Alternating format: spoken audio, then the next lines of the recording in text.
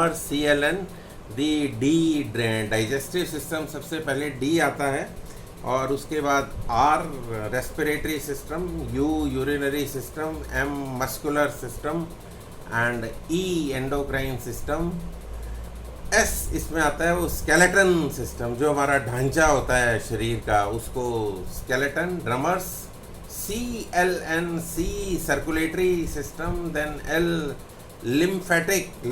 Lymphatic system, जो कि शरीर से गंदगी, पसीना और जो एक्सक्रीटरी ऑर्गन्स हैं उसका रोल रहता है, उस removal of the toxins from the body, जो विजातीय द्रव्य जिनको बोलते हैं, जो हमारे शरीर को नहीं चाहिए, उनको बाहर निकालने की क्रिया।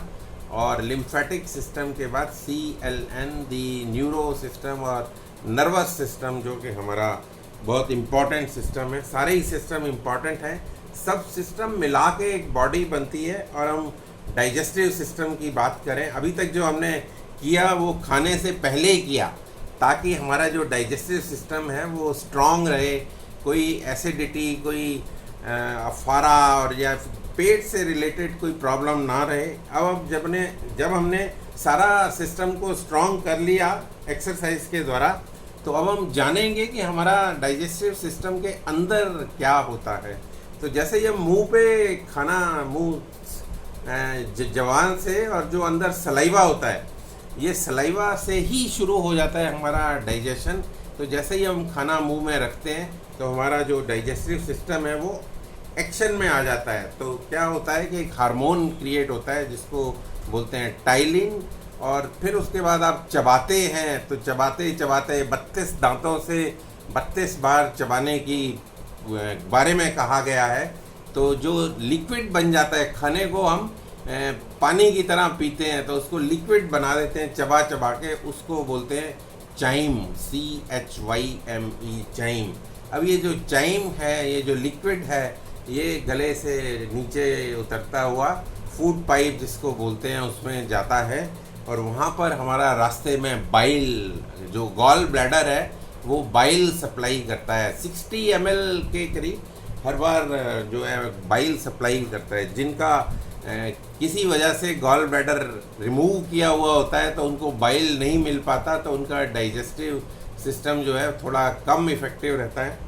तो डाइजेस्टिव बाइल मिक्स होने के बाद चाइम के साथ जब बाइल मिक्स हो जाता है तो वो फिर आगे ट्रैवल करता है, आगे ट्रैवल करता करता वो फिर पेनक्रियास के थ्रू आगे जाता है, स्टमक तक चला जाता है। और उस टाइम पेनक्रियास से आपके जो है डाइजेस्टिव जूसेस, पेनक्रियास से 2 तरह के वो निकलते हैं, क्या नाम है, हार्मोन्स। एक तो होता है जो आपका इंसुलिन है, डायबिटीज़ के लिए यूज़फुल है, शुगर के लिए यूज़ होता है इंसुलिन। और दूसरा जो है आपका निकलता है डाइजेस्टिव जूसेस। तो बाइल, डाइजेस्टिव जूसेस और चाइम, ये जो मिक्सचर है इसको बोलस बोलते हैं, और ये आपके पेट में जाके रहता है। वहाँ पर एसिड वहाँ पे मिलते हैं, इसको हाइड्रोक्लोरिक एसिड, और उसके साथ जब वो मिक्स होता है तो आपकी डाइजेशन की प्रक्रिया जो है वो शुरू हो जाती है। और वहाँ पे कुछ टाइम रहने के बाद ये फिर आगे ट्रैवल करता है और आपकी जो छोटी आंत है उसमें जाता है, वहाँ पर जो है एब्जॉर्व करता है न्यूट्रिएंट्स जो हैं। और वहाँ पे क्या होता है कि अंदर जैसे कंघी या ये टॉवल होते हैं ना, टॉवल के रोए होते हैं, ऐसे इंटेस्टाइन के अंदर वो रोए रहते हैं, और वो उसमें से खाने को, न्यूट्रिएंट्स को एब्जॉर्व करते हैं, और एब्जॉर्व करके वो शरीर के डिफरेंट पार्ट्स के अंदर जो आपके विटामिन्स हैं, आयरन हैं, मिनरल्स हैं और प्रोटीन्स हैं और जो फैट्स हैं, ये सारे जो आपके कॉन्स्टिट्यूएंट्स हैं उनको जहाँ जहाँ ज़रूरत होती है वहाँ भेज देते हैं।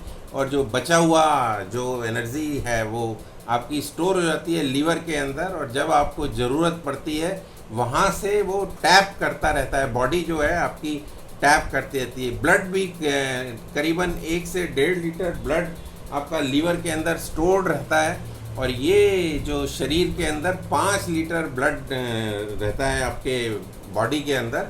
और जब अब कभी ब्लड लॉस, कभी आपका एक्सीडेंट हो गया या कभी कट लग गया या कभी ब्लड निकल गया ज़्यादा, तो वो लीवर से वापस ब्लड जो है उस जगह को सप्लाई करता है। इवन डाइजेशन के टाइम ब्लड फ्लो जो है स्टमक की तरफ रहता है, इसीलिए कहते हैं कि खाने के बाद आप एक्सरसाइज ना करें, अदरवाइज जो है डाइजेस्टिव सिस्टम आपका वीक हो जाएगा और आपको बजाय फ़ायदे के नुकसान होना शुरू हो जाएगा। तो खाने के बाद आप थोड़ा सा लेफ़्ट साइड में करवट लेकर लेट सकते हैं, तो उसको बोलते हैं योग की भाषा में क्या बोलते हैं, वाम कुक्षी।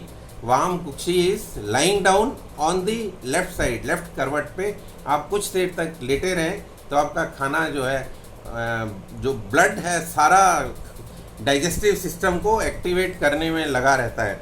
और उसके बाद छोटी आंच के बाद अपना एब्जॉर्प्शन काम होता है इसका, जो एब्जॉर्ब हो गए सारे न्यूट्रिएंट्स, तो जो बचा हुआ वेस्ट है वो जाता है कि आपके बड़ी आंत के अंदर, और बड़ी आंत से रेक्टम के थ्रू आपका जो वेस्ट प्रोडक्ट्स हैं वो बाहर निकल जाते हैं। और इस डाइजेस्टिव प्रोसेस के अंदर करीबन 4 से 5-6 घंटे, 5 घंटे तक लग जाते हैं। इसलिए कहा जाता है कि खाना जब हजम हो रहा हो तो आप एक्सरसाइज खाने के 4 घंटे बाद ही करें, ताकि आपको इसका बेनिफिट मिले और डाइजेशन आपका पूरा हो सके। तो आज के लिए इतना ही। आप सभी का धन्यवाद, नमस्कार। कोई क्वेश्चन होगा तो हम बाद में इसका आंसर करेंगे। Thank you.